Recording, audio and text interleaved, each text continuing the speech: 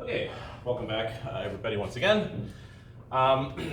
Just as a sort of an update to where we are at in the course. So the second midterm is on Monday, and so on Friday I'm going to do a review class. And the midterm is going to cover up to about halfway through this lecture, so at a certain point there'll be a slide that says nothing past this.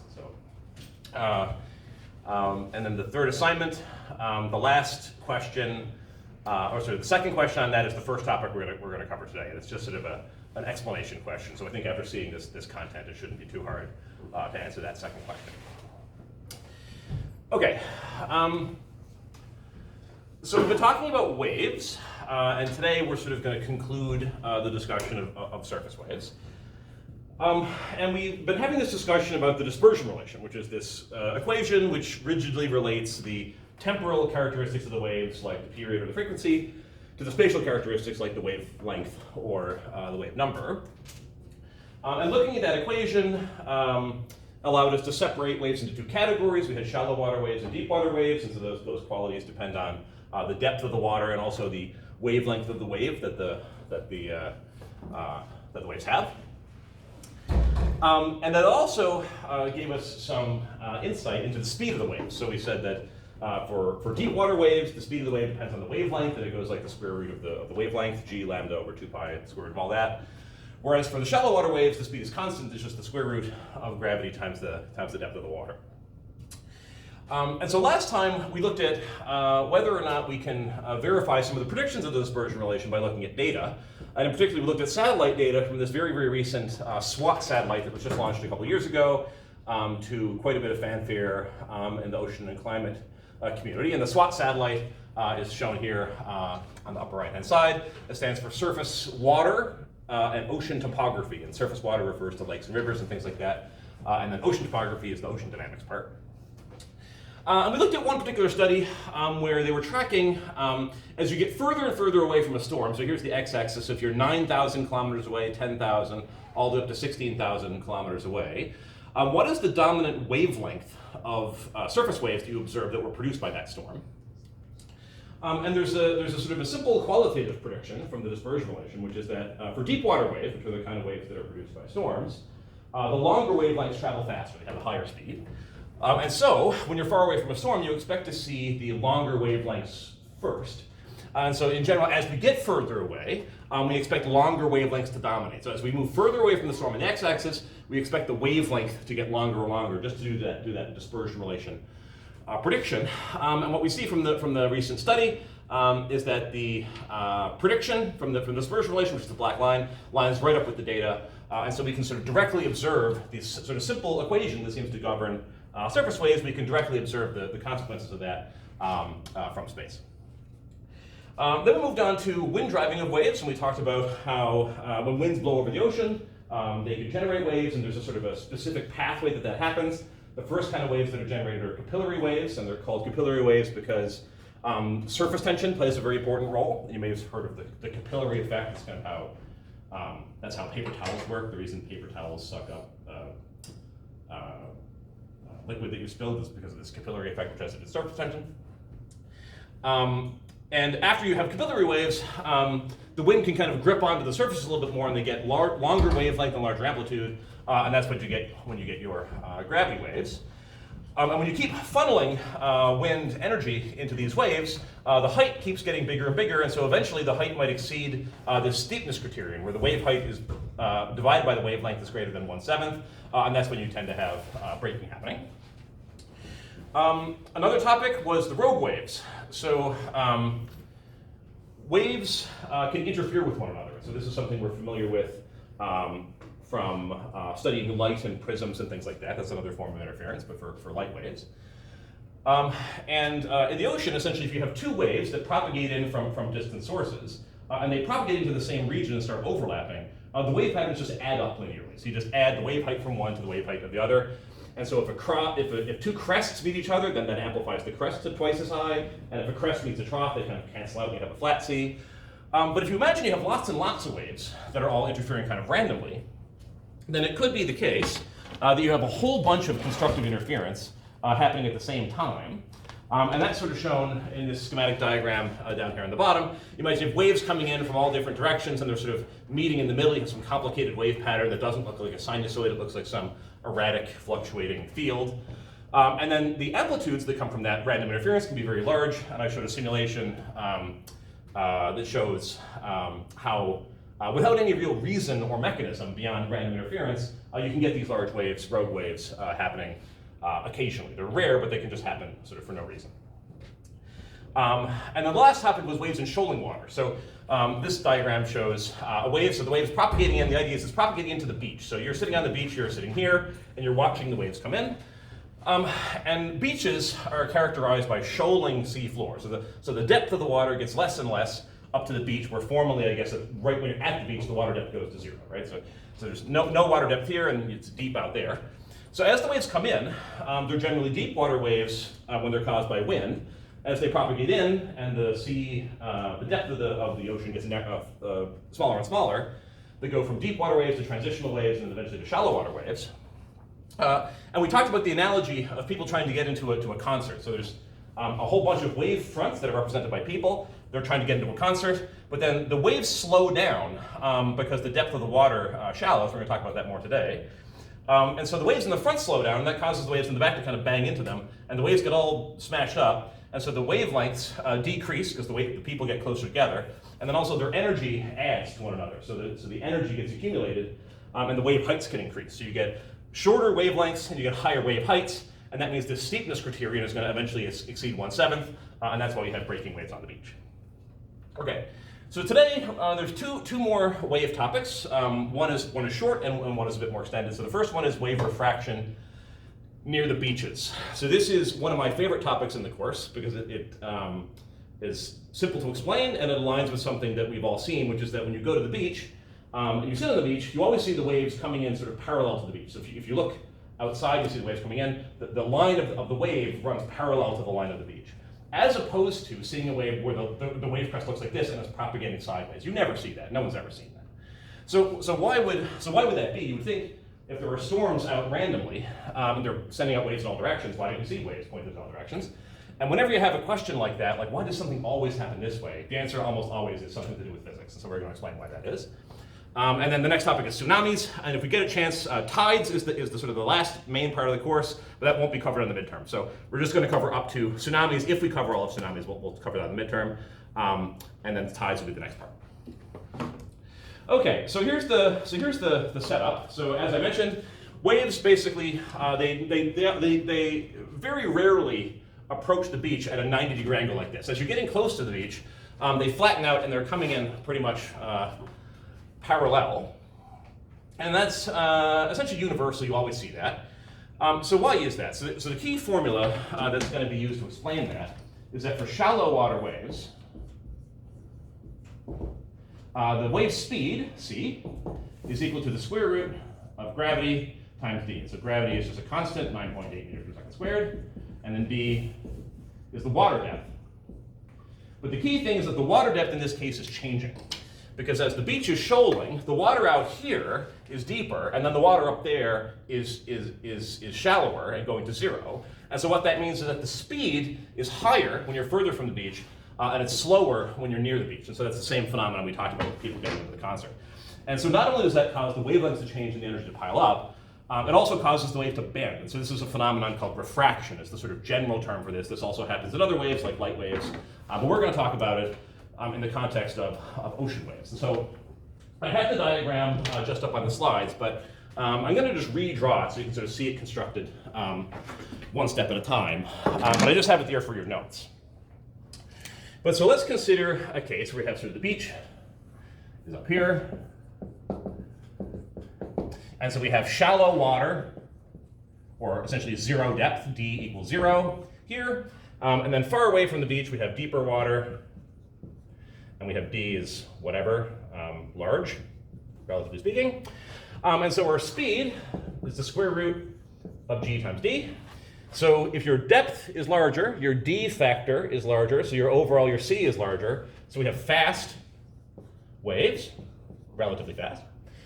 And then over here, the d is close to 0, and so your speed is very close to 0. So we have slow waves. So now let's imagine what happens if we have a wave that's propagating in towards the beach, but is initially at some random angle.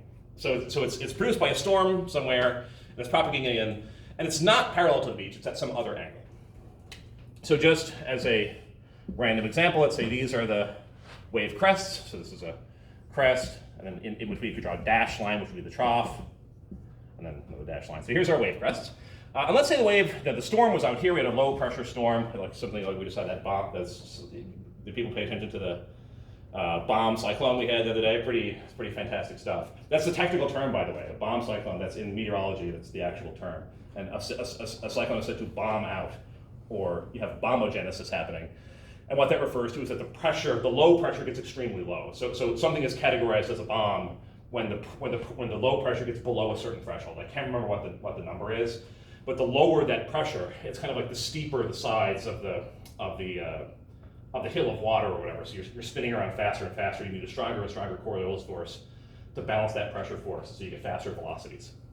So that's why you have those very, very deep low pressure systems lead to very, very strong winds. And then we have a low pressure, you also have rain, so that's why we have so much rain. So I actually wish I could spend more time on that, but we have to finish up the stuff in the midterm. Okay, so we have this wave coming in some random angle, and it's propagating in this direction. So now let's think about how is this wave going to change as it propagates up the beach. And so maybe you can't see, so I'm just going to move this for now. So let's think about what's going to happen to this front wave crest. So the wave is propagating in a certain direction, and this part of the wave crest right here is a certain distance from the shore. And so we have a certain depth here. The water depth is, say, D1 is our water depth there. And so our C is C1 is the square root of G times D1. I'm just gonna call this 0.1 on the wave. And so this wave, this part of the wave crest is now going to move in the direction of its propagation at its certain speed. And so because it has a certain speed, it'll move, say, this far, and then this distance that it moves, delta x, is going to be equal to c1, the speed of the wave, multiplied by delta t. So we imagine we wait a minute, or we wait a few seconds, we see how far has that wave crest moved. And so it's going to move a distance, delta x, that's proportional to delta t, the amount of time we waited, say 1 second, multiplied by the speed. So speed times time gives you distance. Okay, so now let's look at another point on the wave that's further down the wave crest. So let's look at this point here. Call that point 2. And so now at point 2, our distance from the beach is much longer because we've gone backwards on the crest. And so we have a water depth D2 and a speed C2 is equal to G times D2. And the point is that because the depth here, generally the water is getting deeper as we go away from the beach. So the depth here is larger than the depth there, meaning our speed, C2, is larger than the speed C1. So C2 is larger than C1. So we can make the same analysis and say how far is this point on the wave crest going to move.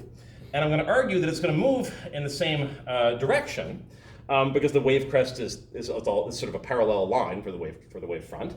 But it's going to move, that's maybe a bit exaggerated, it's going to move a longer distance because it again moves delta x is equal to C2 delta t. If we wait the same 1 second, and the speed C2 is faster, then that means this point on the crest is going to move a longer distance. So then this would be the future location of D1, and this would be the future location of D2. And you can imagine if we filled in more points in the middle, so if we did the same analysis here, we would get something sort of in between. It would be a little bit longer, the arrow would be a little bit longer than this arrow, and a little bit shorter than that arrow. So we'd have the intermediate point would be in between. And so now we can ask, what does this look like as a wave crest? We can just thread a line through these 3 points.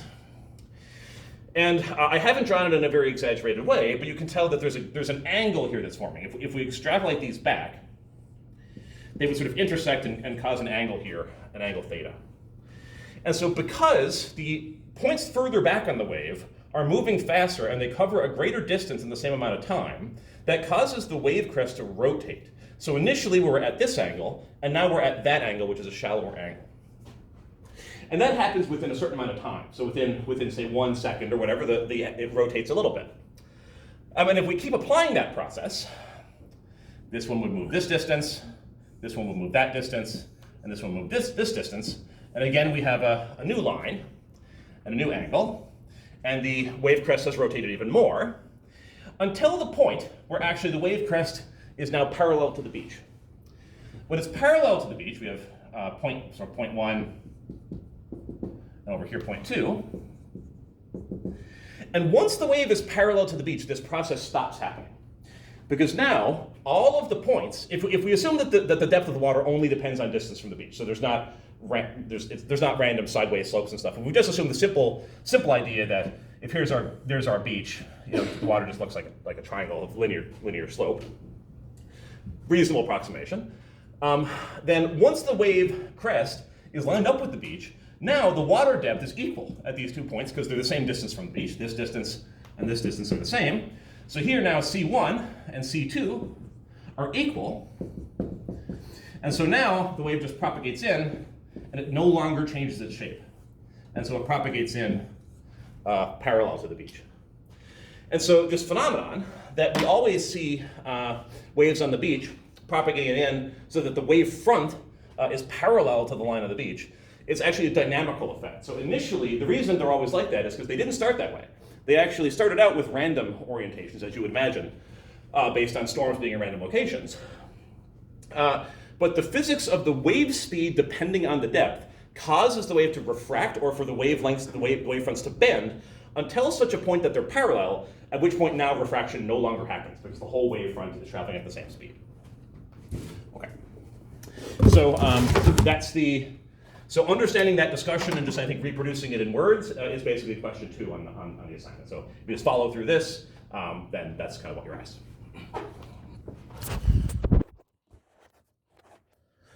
Okay.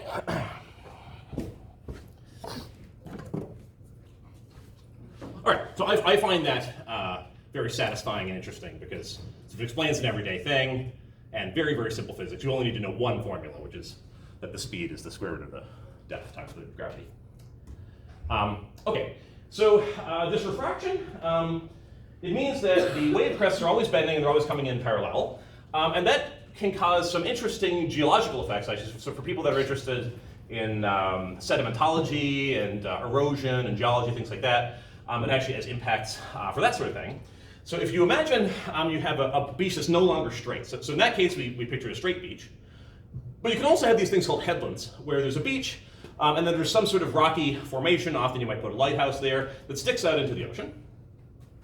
And all around the beach, this refraction phenomenon is happening. So if we imagine we have waves propagating in from offshore, they bend in such a way, if you think about how the seafloor would be curved here, they bend in such a way that they kind of want to come in parallel, which means they have to converge on the headland. And in this sort of bay area, they spread out. And so detailed analysis of that is not necessary, but you can sort of think of it as a fact. So ultimately what this means is that waves get concentrated on the headland, and you have extra erosion happening on the headlands. And then this sediment that's produced there gets spread out in these bays. And so over time, in terms of like landscape evolution, like how does the actually Earth's surface change over time, this wave erosional effect is something that over time will actually try to get rid of this headland and try to turn this maybe over millions of years into a flat beach and erode that headland, and it's going to produce a lot of sediment transport, and the sediment ends up in these bays. And here's just a cool figure of that. So here's a realistic photograph. So we have a headland, and we can see even, so the waves are coming in this way, and then even on the far side of the headland, you can see the waves are still kind of coming. You have these curved crests here. So it even refracts around on the other side of the headland. So if you're interested in geology, this is an important effect. Okay. So the next section is a specific type of wave that's particularly important, which are tsunamis. So this is the last topic we're going to cover on the midterm, tsunami dynamics, and then also tsunami prediction and detection. So a tsunami is different from a normal surface gravity wave, not in its physics, but in its generation mechanism. So usually when we think about surface waves in the ocean, we think about them as being generated by wind primarily. But they can also be generated by seismic events. And the fascinating thing about that is that seismic events occur on the scale of plate boundaries and things, which are hundreds of kilometers. And so it creates waves that are hundreds of kilometers large. And because of those extremely large wavelengths, even though they're in the open ocean, 4 kilometers of water depth, they behave like shallow water waves. And so they actually have the same physics as these waves approaching the beach, but not because the water is shallow, but because the scale of the waves is so enormous. But we can still use this formula, c equals the square root of d, to understand all sorts of things about tsunamis. And so this sort of schematic diagram shows the idea that you have some sort of underwater seismic event, like you have a slip at a fault or some earthquake of some kind. It could also happen from underwater volcanoes. Landslides can happen underwater that cause these things. And it generates a wave, and then that wave propagates away. Okay, so the sort of number one cause, and actually this goes back to, I used to have this in the course, but there was like a Greek, like many years ago, back in Greek society, there was somebody who connected the idea of tsunami waves with earthquakes somehow. So this has sort of been understood for a very long time, since antiquity. Tsunamis are often caused by undersea earthquakes. And so what kind of factors, if you think about an undersea earthquake, so an earthquake sort of means that there's different types of earthquakes actually, but one thing that can happen is you have the sea floor here, it's got a crack in it, and then there's a slip that happens at that crack, and afterwards you kind of have a sea floor that looks like that. So what sort of factors would be involved? So you have an earthquake that obviously releases a lot of energy. We can tell that when there's earthquakes on land. And what sort of factors do we think might be involved? If we want to understand sort of how energetic or how strong a tsunami is, what might we want to know about the earthquake or about the physical situation that could tell us about how much energy is going into these waves? Yeah. The strength of the earthquake? It's strength, and strength in what way? Like, how would you characterize? Like, what does it mean for an earthquake to be stronger versus weaker? Like if it's stronger, then it's going to be a much bigger earthquake, and more is going to happen. And if it's weaker, then it's like a smaller one, like a little rumble, as opposed to. So you're talking about the size of the vibrations that happen after the earthquake. When you say like the Richter scale of an earthquake, that's what I'm trying to understand. Right, and right, that's exactly right. But what I'm asking is, what does the Richter scale actually measure? When we say that the Richter scale is a certain number, what does that mean? They must make some measurement and then they assign it a number, right? Yeah. So what you said. So it has to do with the size of the vibrations, and the size of the vibrations, I'll argue, has to do with this slip distance. So how much the Earth, the sea floor actually shifts. That's going to obviously, if it drops a lot, it's going to cause more oscillations than if it drops only a little bit. And then also how large an area over which earthquake. The larger area over which the earthquake happens, also you think you're going to generate more waves. Because we can think about it like this. We've got the sea floor, it's got a crack.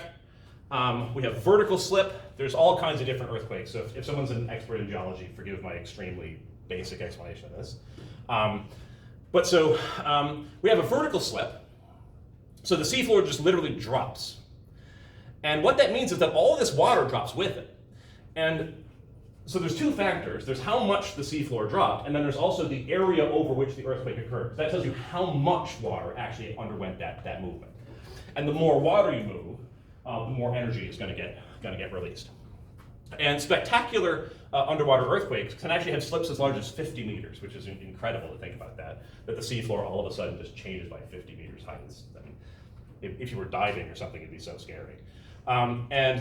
These things can happen over hundreds of kilometers. So just to have some nominal size, we're going to take 50 meters for our vertical slip, and a tsunami and an earthquake range to be 200 kilometers. So we'll think about it as happening over an area of 200 kilometers square. So what does that say about the energy? How much energy is released? Well, fundamentally, when you take this water that was sitting here, and now you drop it down, does that water now have less energy or more energy than before? Just don't think of it starting moving yet. Just we drop it down, and now it's going to start moving in a minute. We're going to have waves happening. But does it have more energy in this configuration or more energy in that configuration? Anyone know? Yeah. The second one?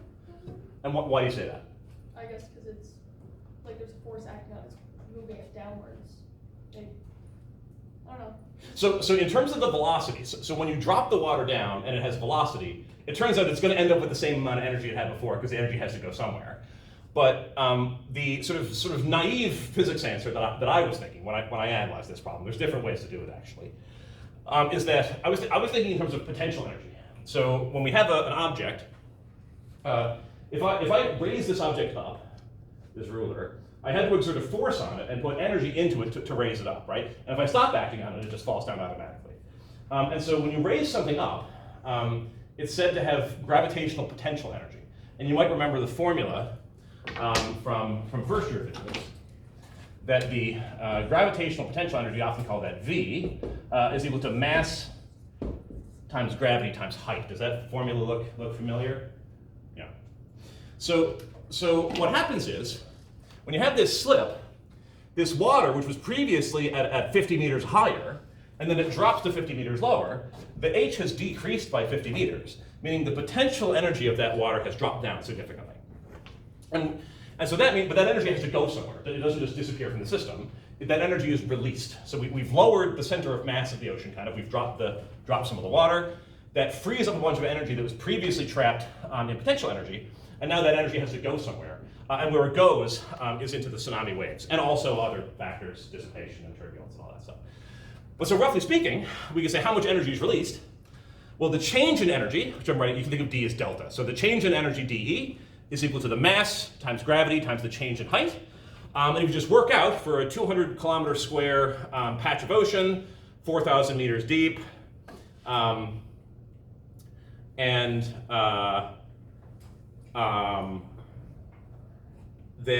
with the change in height of 50 meters, you get 10 to the 21 joules. This is a very, very rough calculation. I'm not sure that sophisticated analysis would agree with this exactly.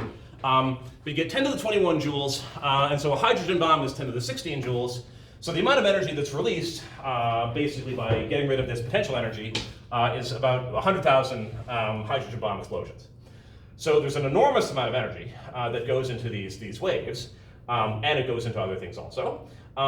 And so the potential for destruction is clearly there, but this energy is the total energy that goes into the wave field, and actually this is probably an overestimate.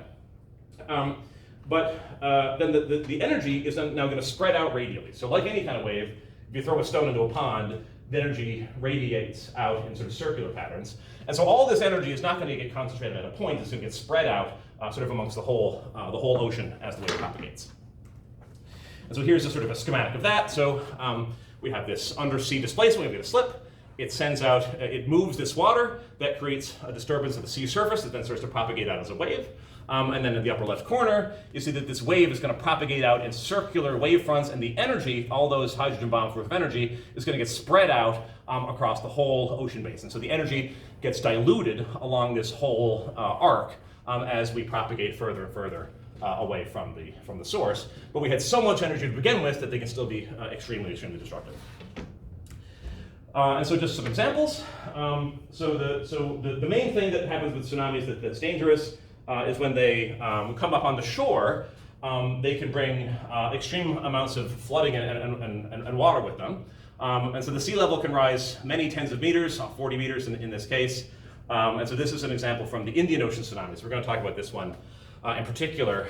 The Indian Ocean or Sumatra tsunami was in 2004, and it was very, very major tragedy. But it stimulated a lot of research into tsunamis detection, advanced warning systems, etc. But as you can see, it's basically totally destroyed the area that made landfall. So there have been many, unfortunately, large tsunamis in history, including there have been tsunamis in Newfoundland as well. And they tend to happen in certain locations. And it sort of makes sense where they happen because they're connected to seismic activity. So people have generally heard of the Pacific Ring of Fire, right? So we have all sorts of plate tectonics activity going on around the edge of the Pacific, and this has to do with the nature of the plate tectonics going on in those locations. So when you have active plate boundaries, you tend to have earthquakes and slip and stuff, and so you're generating all the time tsunamis in the Pacific Ocean. And that's mostly due to earthquakes and also to some extent volcanic eruptions. And so as we can see, this is just a list of historical tsunamis. You don't need to know any of the details, but there's just an incredible amount of damage, loss of life, financial damage in many incidents throughout history. And here's an example. I think this is the Hawaiian tsunami. You see parking meters get flattened. Everything is destroyed here. Other very important tsunamis are Japan in 2011, the Fukushima disaster. People probably remember that was a major news item. So this is another factor that complicates the damage potential for tsunamis, is that they can also interact with structures that are themselves dangerous. So if you're interacting with a nuclear facility, for example, you can have major environmental disasters. And so the Fukushima disaster in Japan would cost $235 billion. A relatively small number of people died, very thankfully. But it's still the most expensive natural disaster in world history. So probably the biggest tsunami tragedy that ever occurred was the Indian Ocean Sumatran tsunami. This was 2004, and it was a magnitude 9.2 earthquake. And the earthquake epicenter just happened in the Indian Ocean, so at this location here. You can see the aftermath. So this is, I'm not sure exactly which location this is, but this used to be a city and not anymore. We had 1,200 kilometers. So it wasn't 200 kilometers long. It was 1,200 kilometers of seafloor got displaced. So that's even more energy that's added into the tsunami. The thing that's so scary and dangerous about tsunamis is that they travel extremely fast. And so we worked out in the previous class what's the speed of tsunamis. So the speed is the square root of gravity times the depth. So that's roughly speaking the square root of 9.8, let's just call that 10 meters per second squared, and then 4,000 meters. And so this would be the square root of 4 times 10 to the 4 meters squared per second squared, which is 2 times 10 to the 2 meters per second, which is 200 meters per second. So the tsunamis, just based on this shallow water wave speed, they travel incredibly quickly, 200 meters per second, but that's pretty universal. So if there's a tsunami that occurs relatively near shore, you don't have a lot of time to get out of the way. And so in this case, for the Indian Ocean tsunami, it arrived 15 minutes after the earthquake was detected. So not a lot of time to prepare and get out of the way. It was big enough that you could see it from space, so I talked about the SWAT satellite, but other satellites include JASON. And so the JASON-1 satellite detected this, and it made it came to the shore not only on the eastern side of the Indian Ocean, but also traveled all across the Indian Ocean basin and hit the east coast of Africa over here quite substantially. And so an awful lot of people died, 300,000 people across 11 countries. And so this sparked, it made people aware that there must be a warning system in the Indian Ocean and other places to prevent these kinds of disasters in the future, because there's no reason they won't continue to happen. And then Fukushima, I mentioned. I'm not going to get into all the details about Fukushima, but we had a 15-meter surge of water. There was some protection in place for the nuclear plant, but they weren't planning on a tsunami this large. Actually, more people died than I remembered. And then this released radioactive material into the atmosphere. And so this was a few days after the, so it happened on March 11th in 2011. And then this is the radioactive material in the air about a week later. And so actually this was due to heroic efforts. This radioactivity was contained, but still it released radioactive material into the air. And so it raises the question, are our nuclear facilities safe enough? And I think this makes the argument that we need to prepare for extreme scenarios because the potential cost is enormous, potentially, eradicating the ability to live in large parts of the world. Okay. So what can we do to reduce loss of life and reduce financial damage from tsunamis? Anyone have any ideas? So what if you were, so there have been some disasters, and you're trusted by the government to try to come up with some plan. So what are some things that you might do to try to prevent the damage and prevent the tragedy of these large waves? Any ideas?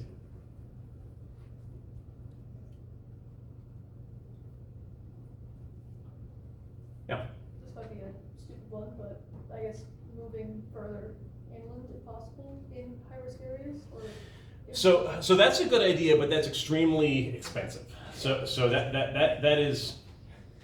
that's something that probably should have been done long ago. But now you have enormous cities that have billions of dollars of infrastructure, and it's unfortunate. Like the same way, certain cities in Canada, the U.S., other countries, like it'd be nice if they had a subway system, for example, right? It'd be great if even we had a subway system here. But it's very, very difficult now to go dig underneath, and the cost of that would be astronomical. And so those things had to be planned out when the city is first started, and kind of it becomes too late. So that's a good idea, and that would help, but I think that's not super practical. Yeah, you have another idea? Yeah, you could, I don't know, like putting something along the coast to try and absorb the impact force. That's a great idea. So that's actually done. So so that was actually something that I didn't know about this, but I learned about it from people's TikToks over the past couple of years. And it turns out actually certain types of aquatic life, they're called mangroves. So mangroves are these trees, if you see them, they kind of grow in the swampy, and the roots are sort of in the water. And if you have large arrays of these mangroves, what it can do is when you have tsunamis coming, it sort of dissipates the tsunami energy and makes the waves less severe. So actually that's something that's actively being looked at. First of all, what types of ecosystems actually reduce the wave activity? And then secondly, can you generate those artificially? Could you go and plant those things? But that's definitely done. That's a great idea. Any other ideas? What about warning? So we're trying to sort of like prevent the damage, but like what if we could just get the people out of the way? So how might we do that? Just by measuring the seismic activity. Measuring seismic, yeah. So it's very hard to predict earthquakes. So people predict earthquakes, but they're predicted in this probabilistic way. Like basically when there are faults where there are a lot of stress built up, and people know, okay, they say like, LA is overdue for a 50-year earthquake, but they don't know when it's going to happen. They just know the potential's there. But volcanoes. Yeah, right. We know it's kind of ready to pop, but it could be now and it could be 50 years from now. But it's really hard to say because the observations are deep in the earth and so forth. It could be a volcano. But what we are very good at is measuring seismic activity when it happens. And because the waves don't get there instantaneously, there is maybe at least a short delay. If we could detect the seismic activity, maybe we can make a watch or an evacuation. And if we built up very, very good evacuation systems and protocols and people had training, then when there was a seismic activity that looks like maybe it could cause a tsunami, I mean, you can, with military help and so forth, you can evacuate fairly quickly if you have good protocols in place. And so that's a major one as well.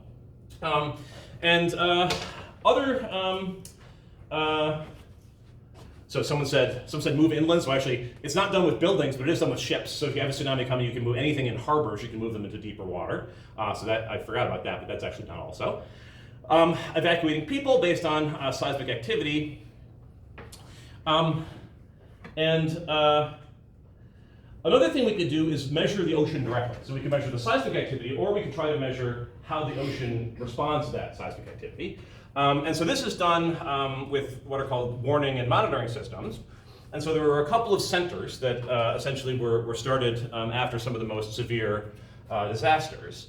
And these are called, the one in the Pacific is the Pacific Tsunami Warning Center. And there's also another one called DART, which is the Deep Ocean Assessment and Reporting. And basically these are just sets of oceanographic instrumentation that we put on the bottom of the ocean. So very sort of surprisingly, tsunamis in the open ocean are actually not very large waves. So their energy comes from their scale because they're hundreds of kilometers across. But in the open ocean, if you were on a boat in the open ocean, you might notice some kind of anomalous waves, but you're not going to get thrown into the sky or anything. But when it reaches the shore, that's where we have this, the wavelength gets smaller, the energy piles up, all that same shallow water physics happens, and the waves get extremely strong. So in the open ocean, what we can do is we can measure the pressure on the seafloor. And it turns out it's a little bit hard to see the waves directly, but we can measure the pressure, because if you have some very, very long wavelength, hundreds of kilometers of wavelength pressure anomaly, then that's sort of a dead giveaway that you've got a tsunami. Because why would there be a wave with hundreds of kilometers wavelength and you just detected seismic activity 15 minutes ago? And so you can very confidently predict tsunamis and also their direction and sort of their energy level based on seafloor measurements. And so this is something that we've done, or society has done, quite a bit, setting up instrumentation in the ocean to detect tsunamis once they've sort of been triggered. And so the whole thing is kind of a timing game, because there's a relatively limited amount of time between the initial seismic activity, which we can detect, and then when we can detect the seafloor signature, and then when the waves will actually arrive at the shore. But all of these factors come together to make a much, much improved warning system than we've ever had. And I think it probably remains to be seen to what degree these tactics can really mitigate future major disasters. But I think we're in a much better place than we were in the past. Okay, so that's the end of the midterm 2 material. So tsunamis is the last topic. I'll again go on Friday, I'll do a review class where I'm covering essentially all the main points that you'll need to know for the midterm. And the midterm, I'll mention also, will have the same structure as the first midterm. So it's going to be about half the marks are multiple choice, then some diagrams, objectives, fill-ins, that kind of thing. And then there'll be some calculation at the end. What's the calculation going to be? It's probably going to be something about the dispersion relation, because that's kind of the only mathematical stuff that we've really done in this part of the course. So prepare for those things and you'll be in good shape. And of course, the video will be posted online from the review session. Okay, so the last major topic in the course, so the rest of the course is going to be there's one more major topic, which is tides. And tides are super important if you do anything related to ocean data, because if you're looking at any kind of marine biological data set or inflow and outflow of bays or anything, the tidal signature is going to be pretty dominant in your data set, and you're going to have to deal with that somehow. And so understanding what causes the ocean tides, what properties they have, very, very central for doing any kind of practical oceanographic work. Even though often tides are sort of forgotten about in oceanographic courses because they're so regular and they've been happening for so long, and we have actually really, really good models to predict the tides, that it's kind of not really cutting edge science anymore, but it's still a very important baseline to understand, and it is something that you will have to deal with if you do any oceanographic work in practice. And so just in the last couple minutes, I'm just going to set up the basics, very, very simple things. We're not actually going to even get into what causes the tides. We're just going to talk about gravity. So when we say tides, what do we mean? So it's the sea level going up and down on this very regular pattern, so very regularly. And so it's the periodic raising and lowering of the sea level. It happens daily. It actually can happen either twice a day or once a day. So you can have a tidal period of 24 hours, that'd be once a day, or twice a day, 12 hours. And that depends on exactly where you are on the Earth geographically, so we'll talk about why that is. Essentially they're due to gravitational effects. Does anyone know, so tides, is gravitational effects caused by what? What actually causes the gravitational effects that produce tides? Yeah. The sun and the moon? The sun and the moon, yeah, that's the key thing. Very, very complete answer. Many people say the moon is the dominant effect, but the sun is actually also important. And we'll see that the moon is more important than the sun because the moon is so much closer than the sun. But the sun is so much heavier than the moon that even though it's further away, it also has an important impact. It turns out the two effects are kind of comparable, even though the moon is a bit more important. And these have been recognized for a long time. Something that I was amazed by when I first learned this is in studies of tides, but also studies of sea level, there are records going back to Roman society of Roman tide gauges. So the Romans actually had sort of, fairly simple equipment that they would use to measure the raising and lowering of the tides over time, and they could also measure shifts in sea level. And actually those records have been preserved, and so if we want to know how has the sea level shifted from back in the days of the Roman Empire, we can actually look at these tidal records, and it provides data that's good enough quality that it actually is used in modern sea level studies. So it's been recognized for a very, very long time. And just a quick review here of what the gravitational forces are, so how this works. So this is sort of high school type of physics. So any two masses, they attract each other gravitationally, so the Earth and the Moon, they attract each other. And the attraction depends on two factors. One factor is the masses. So the bigger the two masses are, the stronger the attraction, and the attraction actually goes like the product of the two masses. And so if you have a mass and it's exerting a gravitational force, if you double the mass, you double the force, 5 times the mass, 5 times the force. And then the other factor is the distance. And so, here we go. Objects attract each other more strongly when they're closer together, and the strength of the attraction goes like 1 over the distance squared. So if you double the distance, so we have an object is being attracted to Earth, this spaceman, and then if the distance is doubled, the strength of the gravitational force goes down by a factor of 4, because it gets halved and then halved again, because it goes by the inverse square of the distance. And so this is the classical formula. This is called Newton's law of universal gravitation.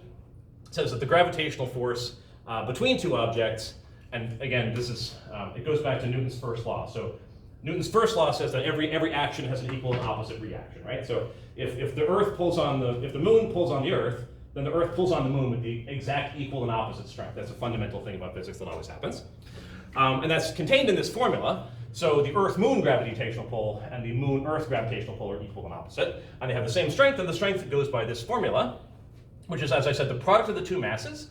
So mass 1 times mass 2. So both masses kind of contributed equally, and in the formula, divided by the square of the distance between the two masses. And so if you double one of the masses, you double the force. If you double the distance, you 1/4 the force. And then this capital G out front, it's important to make one distinction, which is that capital G is different from this little g. Actually, the little g, you can derive it from the capital G. But the little g is called the universal gravitational constant, and it has some value that I would give you. It's like a small number. It's 10 to the minus something. I can't remember the number. But anyway, so this is the constant of universal gravitation. Okay. All right. So that's it for the setup. And so this is just sort of an introductory of like what are tides and what's the basic force that we're going to use to explain them. And then Friday will be a review class. Monday will be the midterm.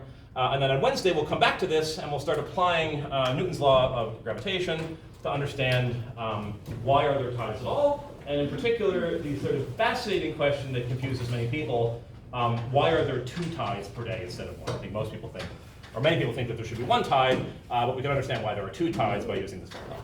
Okay, well, please let me know if there are any questions. The 3rd assignment, or 4th assignment is due tomorrow.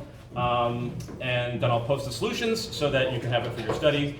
And other than that, just let me know if you have any other questions, and I'll try to get the TikTok feedback back as soon as I can. Okay, everyone, I'll see you Friday.